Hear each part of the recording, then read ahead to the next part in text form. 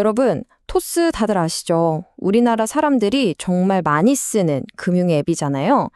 근데 이 토스가 지금 어마어마한 일을 꾸미고 있습니다. 바로 미국 나스닥에 상장하겠다는 건데요. 오늘 이 거대한 계획 한번 제대로 파헤쳐 보겠습니다. 와, 시작부터 스티아가 엄청나죠? 100억 달러라니. 이게 우리 돈으로 하면 13조 원이 그냥 훌쩍 넘는 돈이거든요. 토스가 바로 이 정도의 기업 가치를 목표로 하고 있다는 겁니다. 사실 오늘 이야기의 핵심은 바로 이 숫자, 그리고 이 숫자에 담긴 토스의 거대한 질문이라고 할 수 있겠습니다. 네, 그러니까 이게 그냥 상장합니다 하고 끝날 일이 아닌 거죠. 우리나라를 대표하는 금융 플랫폼이 세계 금융의 심장부, 뉴욕으로 간다는 거잖아요. 이건 거의 역사적인 사건이죠. 그럼 도대체 토스는 왜 이런 결정을 내렸을까요?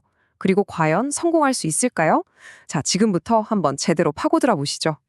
자, 그럼 먼저 토스가 어떤 회사인지부터 좀 짚고 넘어가야겠죠? 다들 아시다시피 처음에는 간편 송금이라는 정말 단순한 아이디어로 시작했잖아요. 근데 지금은요? 와, 이건 뭐 완전히 다른 차원의 회사가 됐습니다. 1900만 명. 이 숫자가 뭘 의미할까요? 이게 바로 매달 꾸준히 토스를 쓰는 사람, 그러니까 월간 활성 사용자 수입니다. 1900만. 감이 잘 안 오시죠? 쉽게 말해서 대한민국 국민 3명 중 1명은 매달 토스를 쓰고 있다는 얘기예요. 정말 어마어마한 플랫폼 파워죠. 근데 토스는 그냥 사용자를 모으는 데서 만족하지 않았어요. 간편 송금으로 시작해서 어느새 은행 업무도 보고 주식 거래도 하고 온라인 결제까지 다 되잖아요. 말 그대로 이 앱 하나로 모든 금융 생활이 가능해진 거죠. 바로 이렇게 금융 슈퍼 앱으로 진화한 겁니다. 그럼 지금의 토스를 이끄는 힘은 어디서 나올까요? 바로 이 세 개의 핵심 자회사, 이 3인방입니다. 토스뱅크가 안정적으로 수익을 내주고 토스증권은 젊은 투자자들 사이에서 완전 핫하잖아요.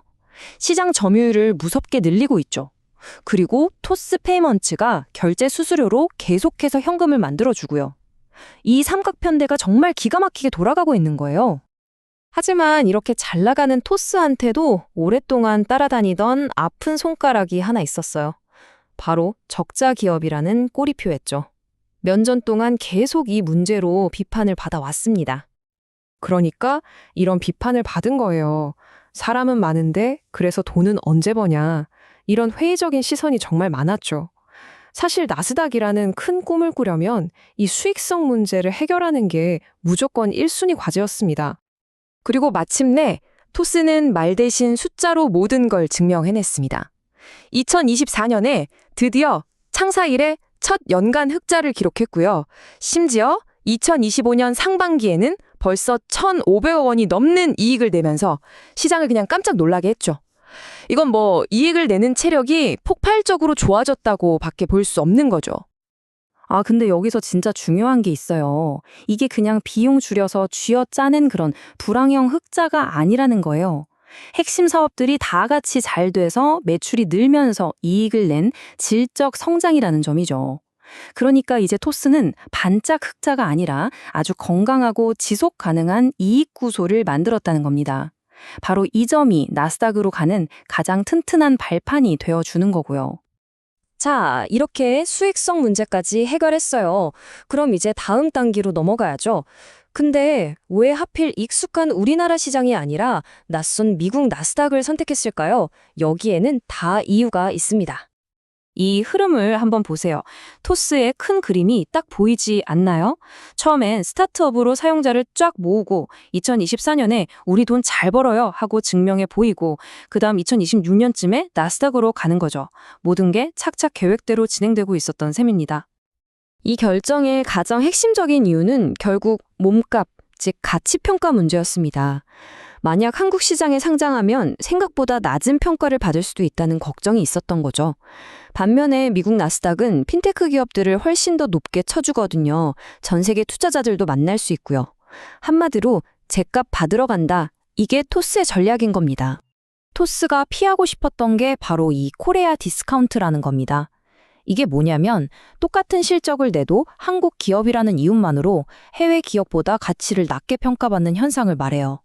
토스는 이런 굴레에서 벗어나서 우리는 글로벌 핀테크 기업이다 하고 제대로 인정받고 싶었던 거죠. 물론이죠. 나스닥으로 가는 길이 무조건 꽃길만은 아닐 겁니다. 이런 장밋빛 전망 뒤에는 우리가 반드시 짚고 넘어가야 할 현실적인 위험 요소들도 분명히 존재합니다. 가장 큰 건 역시 그 몸값 너무 비싼 거 아니야? 하는 고평가 논란입니다. 100억 달러가 정말 합리적인 가치냐 이걸 두고 말이 많죠. 또 우리 같은 국내 투자자 입장에서는 해외 주식이니까 거래도 좀 불편하고 환율 변동 위험도 신경 써야 하고요. 게다가 금융산업은 정부 정책에 민감하잖아요. 언제든 규제가 바뀔 수 있다는 위험도 항상 안고 가야 합니다. 생각해보세요. 나스닥에 상장되는 그 순간부터 토스는 로빈후드나 소파이 같은 미국의 쟁쟁한 핀테크 기업들과 계속 비교당할 수밖에 없어요. 최근에 훅자 낸 거 물론 대단하죠. 하지만 글로벌 투자자들은 훨씬 더 냉정하게 볼 겁니다. 그래서 이 규모가 경쟁사보다 커? 한국에서 성공한 게 문화도 규제도 완전 다른 미국에서도 통할까? 이런 날카로운 질문들에 답을 내놓아야 하는 거죠. 이 혹독한 가치평가의 시험대를 통과하느냐 마느냐가 가장 큰 관건이 될 겁니다. 결국 이 문장 하나가 토스의 과거와 현재를 가장 잘 보여주는 것 같아요. 예전처럼 우린 성장할 거예요 같은 뜬구름 잡는 얘기가 아니라 우린 이제 실제로 돈을 버는 강력한 플랫폼입니다 라고 말할 수 있게 된 거죠. 바로 이 점이 토스가 나스닥의 문을 자신 있게 두드리는 가장 큰 이유일 겁니다.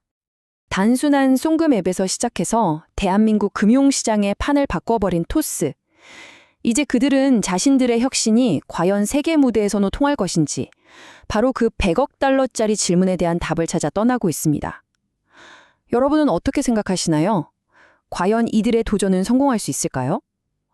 어쩌면 그 결과가 우리나라 핀테크 산업의 미래를 결정하게 될지도 모릅니다.